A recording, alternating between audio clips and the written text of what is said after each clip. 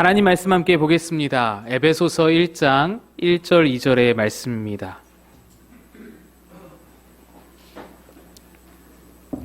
신약 310면에 있는 에베소서 1장 1절 2절 말씀. 우리 함께 합독하여서 읽도록 하겠습니다. 시작. 하나님의 뜻으로 말미암아 그리스도 예수의 사도된 바울은 에베소에 있는 성도들과 그리스도 예수 안에 있는 신실한 자들에게 편지하노니 하나님 우리 아버지와 주 예수 그리스도로부터 은혜와 평강이 너희에게 있을지어다. 아멘. 기도합니다. 하나님, 주의 은혜로 오늘도 주님 말씀 듣는 이 자리에 서 있습니다.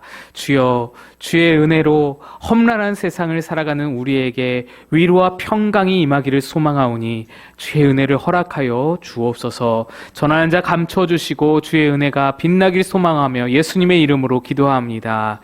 아멘.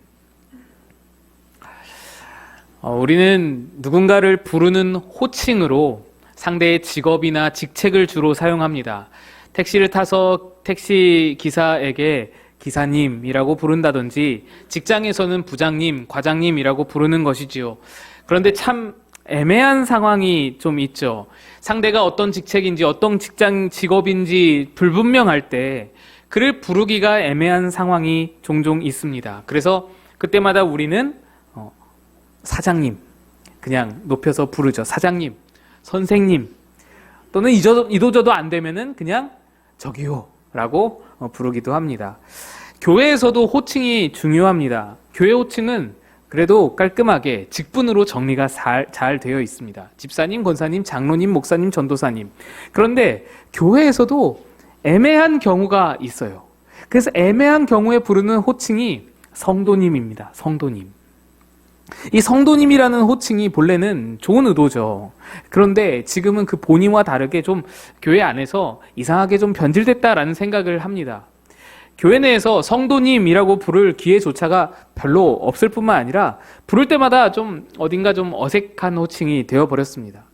아직 직분을 받지 못한 분들에게 직분이 없어서 부르기가 애매하니까 그냥 이렇게라도 불러주자라고 붙여지는 호칭 같고, 심지어는 사람들이 생각할 때에는 제일 낮은 직분이 성도 아니냐라는 생각이 들 수 있는 오해가 있을 정도로, 실제로 그렇지 않지만 성도는 절대 낮은 직분이 아니지만 그렇게 오해가 생길 정도로 뭔가 어색해진, 그래서 그런 오해가 있을 것 같아서 부르기가 꺼려지는, 부르기가 왠지 미안한, 그래서 빨리 그냥 성도님들에게 빨리 집사 직분 줘서 집사님이라고 부르고 싶어지는 그런 애매한 호칭이 성도님입니다. 여러분, 그렇지 않나요? 사실 우리 모두 다 성도들입니다. 우리 다 성도인데 제가 만약에 어느 장로님에게 성도님이라고 부르면 어떠시겠어요? 그 장로님께서 생각하실 때 나 장로인데 왜 성도라 부르지? 라고 생각하지 않겠습니까? 목사에게 성도님이라고 부르면 어떨까요? 아니, 저 사람이 왜 나를 목사로 안 부르고 성도라 부르나? 나를 목사로 안 보나? 뭐 이런 생각을 하지 않겠습니까? 목사, 집사, 장로, 권사 모두 다 직분명입니다. 그 뜻이 일하는 사람, 권면하는 사람, 교회 어른이라는 뜻을 가진 직분의 명칭일 뿐입니다. 그런데 성도는 어떤가요? 성도는 거룩한 무리라고 해서 근본적인 신앙적인 의미를 담고 있는 우리의 정체성입니다. 더 근본적인 거예요. 직분 명칭보다 훨씬 더 근본적인 우리의 정체성인 거예요. 근데 왜 우리는 성도라는 호칭은 어색해하고 직분으로 부르는 것이 더 편한 것인가? 아마도 수십 년 교회 생활 중에서 그냥 그렇게 굳어져서, 교회에서 그냥 그렇게 가르치고 그렇게 해오니까 그냥 교회 생활 중에 그게 익숙해져서 그런 것이겠다 싶기도 한데, 어느 날 한번 그게 아닐 수도 있겠다, 그 처음 시작은 그게 아니다라는 생각이 들은 적이 있습니다.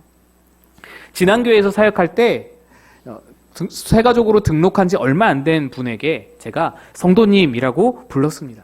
그랬더니 그분이 정색을 하시면서 자기를 그냥 이름으로 불러달라고 그러는 거예요. 이름에다가 씨 붙여서 뭐뭐씨라고 불러달라는 겁니다.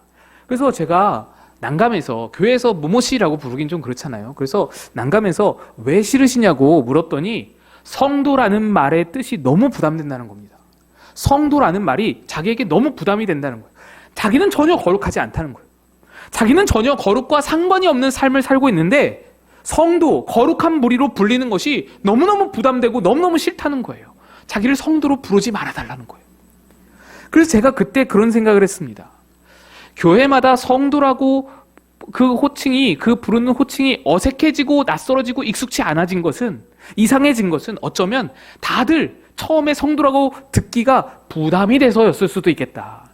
그래서 성도라고 안 부르다 보니까 차라리 성도, 거룩한 무리보다는 차라리 집사, 일하는 사람, 권사, 권하는 사람, 장로, 교회 어른, 이게 훨씬 더 듣기가 편해서 성도라는 말을 호칭으로 잘 안 사용하다 보니까 오늘날까지 이렇게 굳어지게 된 것 아닌가 생각을 해봤습니다. 그러나 여러분, 이렇게 성도라는 호칭에 대해서 부담을 느끼는 생각에는 굉장히 커다란 착각과 오해가 담겨 있습니다. 오늘 본문은 사도 바울이 에베소 교회 교인들에게 보낸 편지의 가장 첫머리, 첫 인사의 부분입니다. 그래서 이 본문, 오늘 본문은 그냥 상투적으로 그냥 인사라고 들릴 수도 있습니다. 보일 수도 있습니다. 그냥 의뢰하는 인사.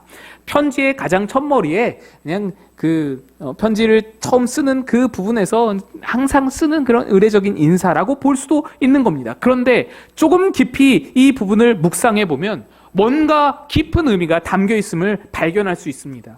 1절을 보시면 하나님의 뜻으로 말미암아 그리스도 예수의 사도된 바울은 에베소에 있는 성도들과 그리스도 예수 안에 있는 신실한 자들에게 편지하노니. 바울은 에베소 교회 교인들을 부르면서 에베소에 있는 성도들과 그리스도 예수 안에 있는 신실한 자들이라고 부르는데, 사실 이 말씀을 원문으로 다시 살펴보면 여기 있는 과가 좀 애매하고 과가 없는 말입니다. 그래서 다시 이것을 해석해 보면 에베소에 있는 성도들 곧 그리스도 예수 안에 있는 신실한 자들이라는 표현이 더 맞습니다. 에베소에 있는 성도들이 곧 예수 안에 신실한 자들이다. 동격이란 말이에요. 같은 말이다라는 겁니다. 그러면 에베소에 있는 성도들은 도대체 얼마나 거룩하고 얼마나 신실하길래 바울이 그들을 성도라고 그렇게 인정해주며 너희는 예수 안에 있는 신실한 자들이라고 그렇게 불러올 수 있는 것일까? 그렇잖아요. 조금만 흠이 있다면 성도라고 불리어지기 힘들어하고 부담되는 우리처럼 그들도 성도라는 말이, 호칭이 부담스러울 텐데 얼마나 거룩하길래 바울이 거리낌 없이 성도라고 신실한 자들이라고 부르는 것일까? 한번 제가 이 에베소 교인들이 어떠한지 알아보고자 에베소서를 전체적으로 한번 들여다봤습니다. 그랬더니 바울이 에베소 교회 교인들에게 권면하는 말이 이렇게 나와 있습니다. 너희는 유혹의 욕심을 따라 썩어져가는 구습을 따르는 옛사람을 벗어버리라. 음행과 온갖 더러운 것과 탐욕은 너희 중에서 그 이름조차도 부르지 말라. 거짓을 버리라. 그 각과 그 이웃과 더불어 참된 것을 말하라. 분을 내어도 죄를 짓지 말라. 해가 지도록 분을 품지 말라. 도둑질하는 자는 다시 도둑질하지 말라. 무릇 더러운 말은 너희 입 밖에도 내지 말라. 성령을 근심하게 하지 말라. 모든 악독과 노함과 분냄과 떠드는 것과 비방하는 것을 모든 악의와 함께 버리라. 바울이 에베소 교회 성도들에게 권면하는 말들이 이러합니다. 여러분, 이렇게 지금 권면하고 있다는 것은 이런 일들이 지금 교인들 사이에서 있어 왔다라는 말이죠. 교인들이 유혹의 욕심을 받고 썩어져가는 구습을 따르고 있다는 말입니다. 거짓말을 하고 있고요. 분을 참지 못해서 하루 종일 분을 품고 있고요. 도둑질을 하고요. 더러운 말을 하고요. 성령을 근심케 하고요. 악독과 비방과 악의가 있고요. 음행과 더러움과 탐욕이 그들 안에 여전히 있고 행해지고 있고 바울도 그걸 다 들어 알고 있다는 말입니다. 그런데 바울은 그럼에도 불구하고 이렇게 자격 없는 자들, 이렇게 더럽고 음행이 있고 아주 성도라고 합당하지 않은 자들을 향해서 성도라고, 신실한 자들이라고 부르는 겁니다. 어떻게 이러한 사람들이 거룩한 무리, 성도가 될 수 있을까요? 전혀 거룩해 보이지 않고 거룩과는 전혀 상관이 없어 보이는 사람들인데, 여러분, 성도는 스스로 거룩하게 살아서 성도라고 불리는 게 아닙니다.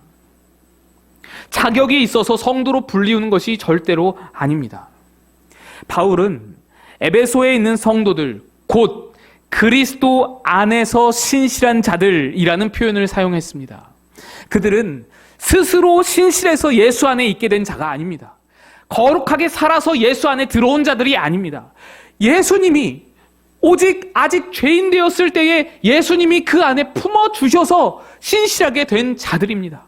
아직 자격이 없을 때 예수님이 그 안에 끌어안아 주셔서 그들이 성도가 된 것입니다. 스스로 거룩하게 살아서 성도가 된 것이 아니라 오히려 힘들고 어려운 환경에서 넘어지고 쓰러지며 살아가고 있지만 하나님이 강권적으로 택하셔서 자녀 삼으시고 내가 너를 성도 삼았다라고 정하셨기에 그래서 그들은 성도가 될 수 있고 성도로 불리울 수 있게 됐다라는 말입니다. 우리가 하나님 앞에 성도가 될 수 있는 근거는 우리의 믿음이거나 우리의 행위거나 우리의 거룩함이 아닙니다. 오직 예수 그리스도의 희생과 순종의 은혜 덕분에 하나님이 우리를 품에 안으셔서 우리가 성도 될 수 있는 겁니다. 어떤 사람이 불치병에 걸렸습니다. 그 불치병이 현대의학으로는 고칠 수가 없어요. 그래서 아무것도 못한 채 그냥 죽을 날만 기다릴 수밖에 없는 상황입니다. 점점 죽어가고 있어요. 그런데 놀라운 소식이 전해집니다. 새로운 약이 개발된 거예요. 그 약을 먹으면 산답니다.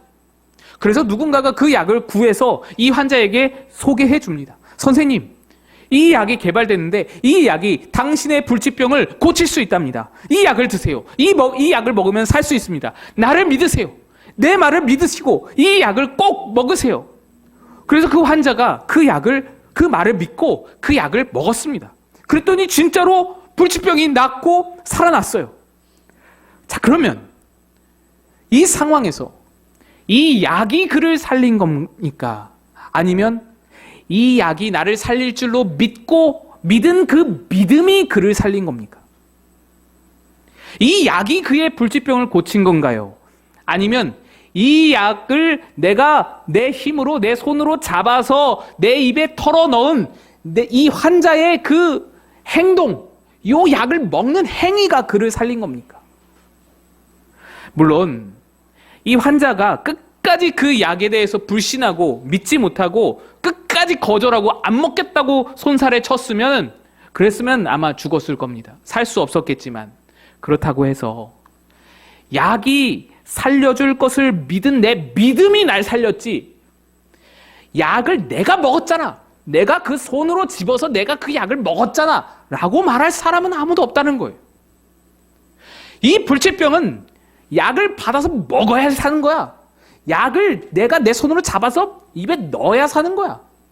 내가 이 약이 날 살릴 걸 믿었기에 내가 산 거야. 이렇게 말할 사람은 없습니다. 뭐라고 말하나요? 이 약 드세요. 이 약이 사람을 살립니다. 이 약이 불치병을 고칩니다. 라고 말하겠죠. 여러분, 불치병을 고치는 건 약이지 그의 믿음이나 행위가 아닌 겁니다. 아무리 믿음이 작았어도 아무리 행위가 변변찮았어도 약이 그를 살리는 겁니다. 약을 먹을 때에 이 사람이 막 반신반의하면서 이게 진짜 날 고쳐줄까? 혹시 이 약 먹고 더 부작용만 더 생기는 거 아니야? 어떡하지? 그러다가 해라 모르겠다 그러고 먹었어도, 그렇게 반신반의하면서 먹었어도 엄청 미심쩍어 하다가 이렇게 죽으나 저렇게 죽으나 똑같이 죽는 건 똑같으니 먹고 죽기나 하다 그러고는 먹었어도 못 믿어서 살짝 맛만 보자 하고 맛만 보다가 실수로 먹었어도 어떻게 먹었든 그냥 먹기만 하면 적게 먹든 크게 먹든 많이 먹든 믿음을 가지고 확신을 가지고 먹든 불신하면서 의심 중에 먹든 어떻게 먹든 먹으면 약이 그를 살리는 거예요. 약이 그를 살리는 거지 그의 믿음이 그를 살리는 게 아니라는 겁니다. 그러니까 우리가 성도된 것은 내 행위나 내 믿음에 의한 것이 아니라는 말입니다. 불완전한 믿음이고 아직 덜 성숙한 믿음이고 여전히 넘어지고 쓰러지며 형편없는 믿음이라고 할지라도 예수 안에 있는 자라면, 예수가 건진 자라면 전적인 예수의 은혜, 전적인 예수의 공로로 성도가 되는 겁니다. 그 자격이 완벽하게 부여되는 겁니다. 100% 성도의 자격이 부여되는 거예요. 여러분, 성도의 자격의 여부는 여러분의 행위에 달린 게 아니에요. 예수님이 여러분의 더러운 옷을 완전히 벗기시고 예수님이 자신의 만드신, 자신의 피로 씻으신 그 의의 옷을 여러분에게 그냥 입히신 겁니다. 스가랴 3장에 보시면 이런 말씀이 있습니다. 선지자 스가랴가 환상을 보는데 대제사장 여호수아가 더러운 옷을 입고 서 있습니다. 여호수아가 더러운 옷을 입고 천사 앞에 서 있는지라. 여기서 더러운 옷이라는 것에 상징이 있는데요.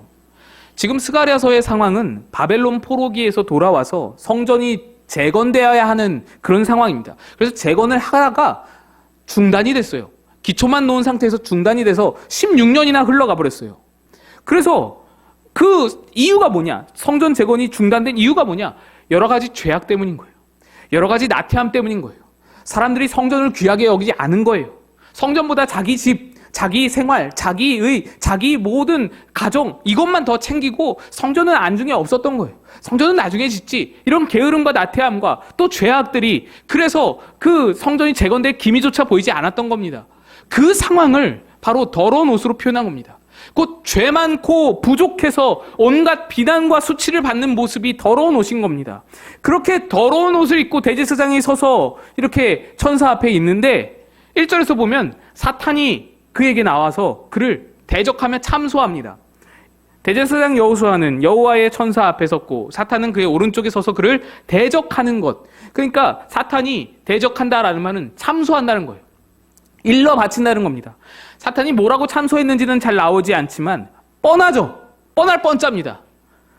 하나님, 저자는 더러운 자입니다. 저자는 범죄한 자입니다. 저자는 하나님을 배반했습니다. 거짓말을 했습니다. 저자는 나태했습니다. 성전 지으라고 했는데 게을렀습니다.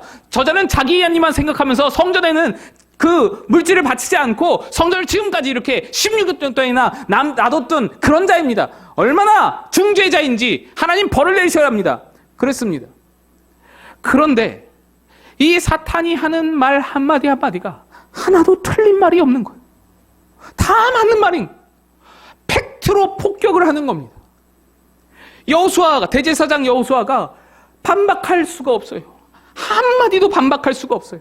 다 맞는 말이라서. 실제로 옷이 더럽잖아요. 범죄한 자가 맞잖아요. 죄 지은 자가 맞잖아요.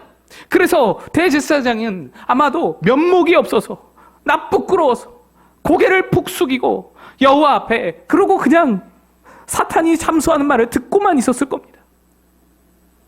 그런데 그 상황에서 여호와께서 친히 그를 대변하시면서 이렇게 말씀합니다. 스가랴 3장 2절 여호와께서 사탄에게 이르시되 사탄아 여호와께서 너를 책망하노라.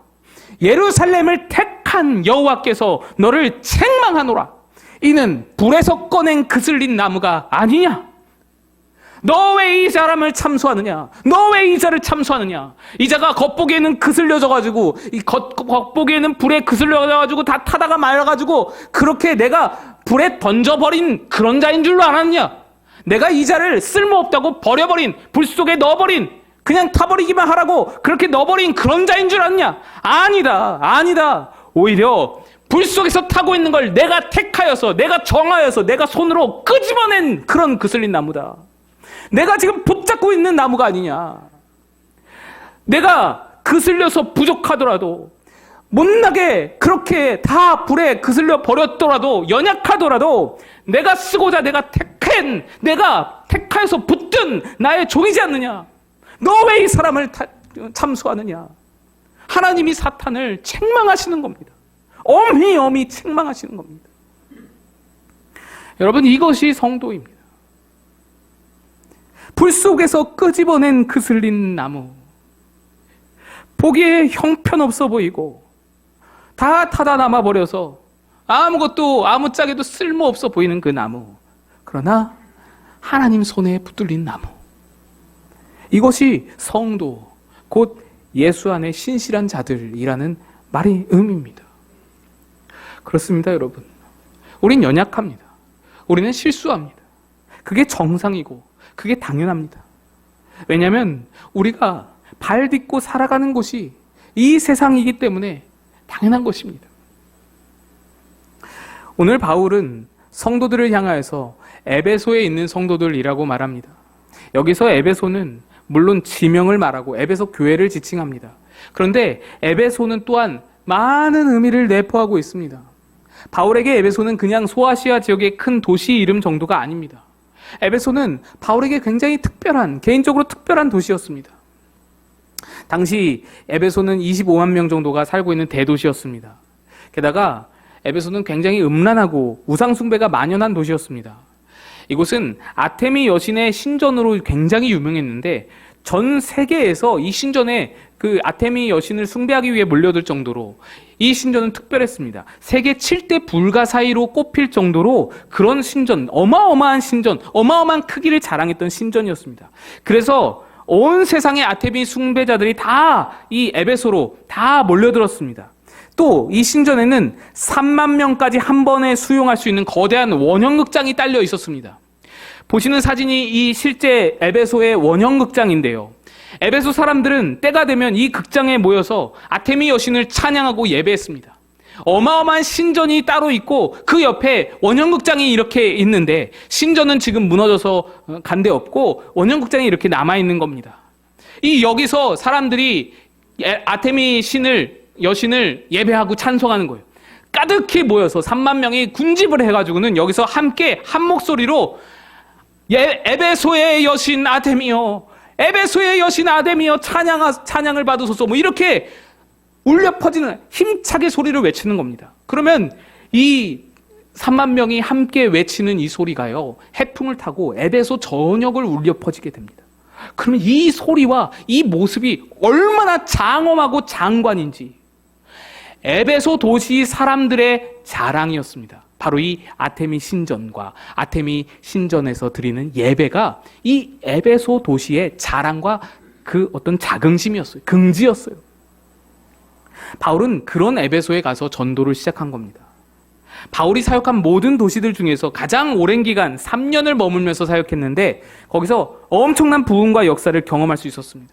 바울은 주로 두란노 사원이라는 장소에서 설교를 했는데 그 두란노 서원에서 설교가 굉장히 유명해져서 에베소는 해상 무역 도시이기 때문에 여러 곳에서 사람들이 교통 요충지로 많이 들르는데 크고 작은 도시들까지도 다 몰려와서 바울의 설교를 듣고 다시 자기 고향, 자기 도시로 돌아가서 교회를 세울 정도로 엄청난 부흥이 이 에베소에 임한 것입니다. 그래서 이 부흥의 역사로 에베소 도시뿐만 아니라 근처의 군소 도시들까지도 여러 교회들이 생겨났는데 요한계시록에 등장하는 여러분 잘 아시는 아시아의 7교회, 그 아시아의 7교회가 바로 바울이 두란노 서원에서 설교할 때 듣고 돌아가서 세운 교회들입니다. 그러니까 에베소에 딸려있는, 에베소와 함께 성장한 그런 교회들인 것입니다. 바울의 사역의 열매들인 것이죠. 엄청난 부흥이 일어난 겁니다. 한 교회를 사역하는데 7교회가 함께 자란 겁니다. 게다가 더욱 놀라운 것은 바울이 사역하는 중에 기적도 엄청 많이 일어났습니다. 바울이 사용하던 손수건만 가져다 놓으면은 병이 낫고요. 쓰던 앞치마를 갖다가 덮으면은 악귀가 떠나가고요. 더 놀라운 일은 에베소에서 이 자랑인 아테미 여신의 그 힘으로 마술을 행하던 자들, 아테미 여신을 숭배하면서 마술을 행하고 점을 치고 점수를 행하던 그런 사람들이 바울의 그 복음을 듣고는 회심하여서 어마어마한 마술사들이 다 회심해서 한꺼번에 회심해서 그 사람들이 다 마술책을, 사용하던 마술책과 점술책을 다 갖다가 한 자리에다 모아놓고는 태워버리는 일이 있었습니다. 근데 그때 모인 그 책이 대략 은 5만 양이더라 라고 성경이 기록합니다. 은 5만 양은 지금으로 치면 1,000만 원가량의 가치입니다. 책으로 1,000만 원어치를 태우려면 어마어마한 책이 모인 거예요. 그러니까 엄청난 변화가 이 땅에 일어난 겁니다. 대대적인 부흥과 하나님의 영광과 회개와 변화의 역사가 그렇게 임했던 사역지가 에베소였다는 겁니다. 그런데 이렇게 바울의 사역으로 교회가 막 부흥하다 보니까 아테미 여신전에는 사람이 줄어들겠죠. 아테미 여신전에는 사람들이 점점점 빠져들기 시작했습니다. 그 신전 앞에서 신상을 파는 자들이 갑자기 사람들이 줄어들다 보니 수요가 줄어들고 그래서 생계의 위협까지도 받게 되었습니다. 그래가지고 그 상인들이 폭동을 일으키죠. 단체 행동을 합니다. 막 선동을 해가지고 그 모든 상인들이, 신전 앞에서 신상을 팔던 상인들이 다 일어나서는 에베소 교회가 예배드리던 그 집으로 쳐들어가서는 그 집의 사람들을 다 끌고 나옵니다. 다 끌어다가 또 그 근처에 있는 모든 기독교인들을 다 잡아다가 이 원형 경기장으로 다시 데리고 옵니다. 데리고 와서는 수백 명이 그들을 애워싸고는 2시간 동안이나 함성을 지릅니다. 자기들의 예배를 드리는 거예요. 자기들의 찬양을 하는 거예요. 에베소 사람의 아테미요, 에베소 사람의 아테미요. 2시간을 이렇게 그들을 가운데다 두고는 함성을 막 질러대는 겁니다. 이 큰 극장에서 수백 명에게 둘러싸여서 2시간 동안이나 위협을 당한 교인들입니다. 얼마나 무섭고 얼마나 두려웠을까요? 공포에 사로잡혔지 않았을까요? 그런데 바울은 그 자리로 들어갈 수가 없었습니다. 그들은 그냥 위협만 받을 뿐이지만 바울은 그 안에 들어가서 잡히면 죽는 거거든요. 바울은 죽은 목숨이라, 너무나 위험한 상황이라, 지금 환난 당하고 있는 교인들을 거기에 그냥 내버려 두고서, 어찌할 수 없이 내버려 두고서, 그들을 건져내고 싶은데 그들을 내버려 두고서 에베소를 떠날 수밖에 없었습니다. 3년 동안 목회했던 곳이고 3년 동안 하나님의 놀라운 역사를 보았던 곳이지만 작별 인사도 한 번 못하고 악수 한 번 제대로 못한 채 급하게 피신을 했습니다. 그리고는 몇 달이 지난 뒤에 예루살렘으로 가고자 하여서 가는 길에 에베소를 들릴 기회가 있었는데 에베소는 들어가지 못하고, 에베소는 여전히 바울을 향하여서 너무나 혈기가 등등한 사람들이 많아서 에베소는 들어가지 못하고 에베소 근처로 장로님들, 에베소 교회 장로님들 몇 분을 불러냅니다. 그래서 그 밀레도에서 지나가는 길에 잠깐 하선하여서 거기서 목을 얽싸안고 엉엉 울지 않습니까? 여러분, 바울이 이 에베소, 3년 사역했던 에베소 왜 안 들어가고 보고 싶겠어요? 왜 교인들 얼굴 한 번 안 보고 싶겠어요? 그때 그렇게 내가 두고 가서 너무 미안하다고, 내가 그렇게 사람들에게 위협당하는데 내가 그냥 놔두고 가서 너무너무 미안하다고 왜 말하고 싶지 않겠어요? 그런데 바울이 그걸 못하는 거예요. 막힌 거예요. 그래서 장로님들을 끌어안고 엉엉 울고는, 그리고는 예루살렘으로 갑니다. 예루살렘에 가자마자 감옥에 들어가고, 그리고 그 감옥에서 쓴 편지가 에베소서입니다. 바울에게는 이 에베소라는 그 글씨, 에베소라는 지명이요, 그냥 도시의 이름이 아니에요. 생각하면 눈물이 나는, 교우들과의 추억이 서려 있는, 지금도 여전히 혼란과 환란 중에서 두려워 떨고 있는 성도들이 거기에 남아있는 그 장소. 그래서 에베소라고 부를 때마다 성도들의 얼굴이 아른거리는, 그들의 핍박받는 것이 걱정되고 너무나 근심되는 그 도시, 그 글자가 바로 에베소입니다. 그러니까 바울이 쓰고 있는 에베소에 있는 성도들이라고 함은 그냥 에베소에 사는 사람들 이런 말이 아니에요. 여전히 우상숭배가 만연한 곳, 여전히 아픔이 있는 곳, 눈물이 있는 곳, 게다가 핍박과 박해가 끊이지 않는 곳, 너무너무 어려운 환경, 너무너무 힘든 환경에서 살고 있는 내 사랑하는 성도들이라는 말입니다. 바울은 성도이면서도 여전히 약할 수밖에 없고 여전히 넘어지고 쓰러질 수밖에 없는 그들을 다 이해했어요. 왜? 그들은 에베소에 살고 있기 때문입니다. 그들이 에베소에 있기 때문이에요. 그들은 하나님이 전적인 은혜로 성도로 불러주신 예수 안에 신실한 자들이긴 한데, 하지만 동시에 에베소를 딛고 에베소의 땅을 밟으며 에베소에서 살아갈 수밖에 없는, 아니 그곳에서 버티며 견디며 살아내야만 하는 그런 사람들이란 말입니다. 그게 바로 에베소에 있는 성도들이라는 말에 담겨진 의미입니다. 그런데 또한 그것이 여러분입니다. 여러분 모두도 에베소에 서 있지 않습니까? 피 터지도록 치열한 경쟁의 사이에 시기와 질투가 가득하고, 어떻게든 나를 보듬어주는 사람보다는 어떻게든 나에게서 빼먹으려는 사람들 뿐인 그런 세상, 내가 그들에게 이익이 안 되면은 나를 내쳐버리는 세상, 나를 버려버리는 그런 아주 잔인하고 잔혹한 세상, 여러분이 사는 세상이 바로 에베소이지 않습니까? 가끔씩 젊은 분들과 함께 나눔 모임을 가지면서 그들의 삶의 이야기를 들으면은, 그들의 회사 생활 이야기를 들어보면 저같이 유약한 사람은 단 하루도 견디지 못하고 아마 엉엉 울면서 짐 싸들고 나올 것 같은 일들이 너무나 비일비재하게 많음을 보게 됩니다. 어쩜 그렇게 찌르는 말들을 잘하는지, 어쩜 그렇게 말 한마디에 독소가 담겨 있고 말 한마디에 어쩜 그렇게 정치적인 암약과 모략과 정치적인 술수가 가득한 말들을 그렇게 잘 내뱉는지, 그런 말들을 하루 종일 수없이 숱하게 들으면서 지내야 하는 여러분들, 여러분이 바로 에베소에 사는 성도들이지 않습니까? 그래서 그런 거예요. 그래서 성도인데도 흔들리는 거예요. 그래서 성도인데도 내가 성도가 맞나? 나는 왜 이러지? 싶을 정도로 연약하게 그렇게 살아가는 겁니다. 흔들리며 살아가는 겁니다. 에베소 살아서 그런 거예요. 에베소라서 여러분이 흔들리는 거예요. 사도 바울은 이런 에베소의 성도들에게 이렇게 인사말을 꺼냅니다. 2절, 하나님 우리 아버지와 주 예수 그리스도로부터 은혜와 평강이 너희에게 있을지어다. 사실 이 말은 바울이 아주 자주 사용하는 바울의 인사 언어입니다. 서신서마다 이 말이 들어있어요. 그런데 바울이 자주 사용한다고 해서 인사 언어라고 해서 그냥 상투적으로 형식적으로 해석할 수는 없습니다. 바울이 그렇게 말하지 않았을 것이 분명하기 때문입니다.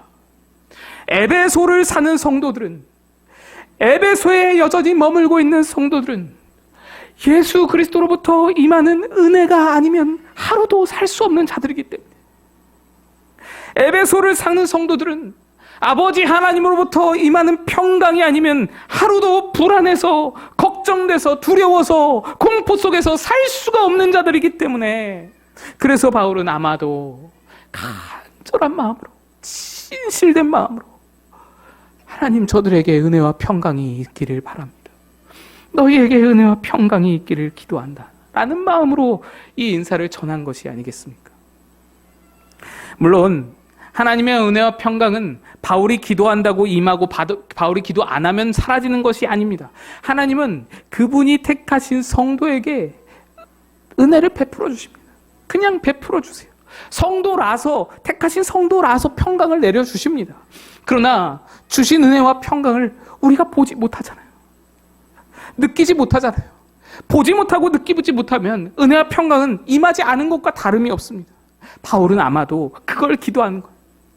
에베소의 성도들이 이미 내려주신, 하나님이 이미 부어주신 은혜와 평강을 바라볼 수 있기를, 에베소 사리를 이기며 살아갈 힘을 줄 그 은혜와 평강을 붙들 수 있기를 바라는 마음에서 이 인사, 은혜와 평강이 있기를 원한다고 이 인사를 전하지 않았을까? 그리고 오늘 설교를 하는 저도 그 바울과 동일한 마음으로 여러분 앞에 서 있습니다. 여러분의 에베소 살이는 어떻습니까? 참으로 팍팍하고 힘드실 줄로 압니다.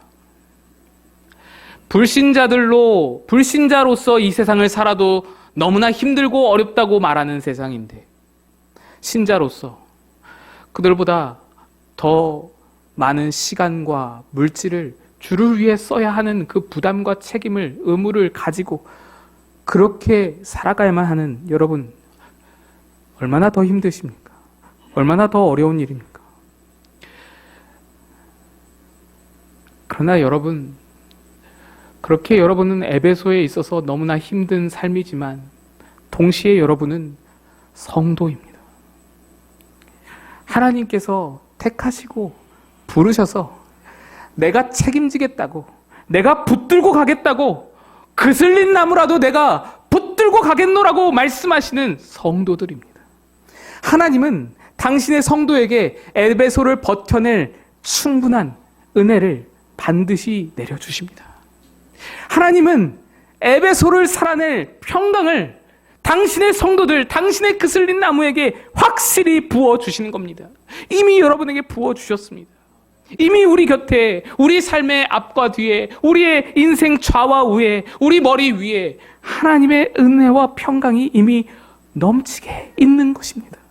그걸 내 것으로 알고 내 것으로 붙들고 누리는 자가 그 은혜와 평강을 임한 자로, 임하는 그 은혜로 살아갈 수 있는 것입니다. 에베소에 있는 성도 여러분, 하나님 우리 아버지와 주 예수 그리스도로부터 은혜와 평강이 여러분에게 넘치시기를 축복합니다. 오늘 말씀에 잘 맞는 찬양을 한 곡 가져왔습니다. 제가 먼저 불러볼 테니까 배워보시고 말씀 생각하면서 한번 따라 불러보시기 바랍니다.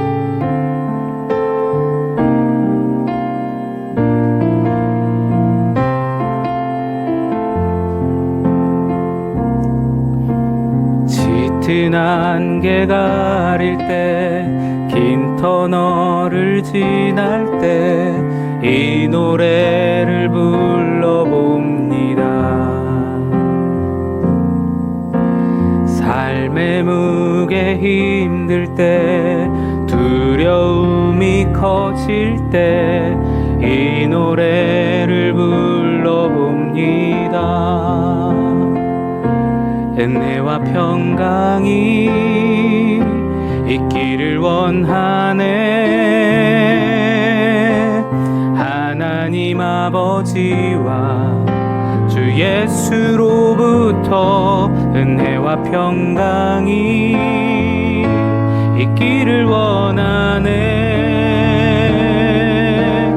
여러분 향한 놀라운 축복 같이 불러보겠습니다. 짙은 안개 가릴 때, 긴 터널을 지날 때 이 노래를 불러봅니다. 삶의 무게 힘들 때, 두려움이 커질 때 이 노래를 불러봅니다. 은혜와 평강이 있기를 원하네. 하나님 아버지와 주 예수로부터 은혜와 평강이 있기를 원하네. 나를 향한 놀라운 다 일어나서 은혜와 평강이 있기를 원하네. 하나님 아버지와 주 예수로부터 은혜와 평강이 있기를 원하네. 나를 향한 놀라운 축복. 은혜와 평강이 있기를 원하네. 하나님 아버지와 주 예수로부터 은혜와 평강이 있기를 원하네. 나를 향한 놀라운 너를 향한 놀라운 우릴 향한 놀라운 축복.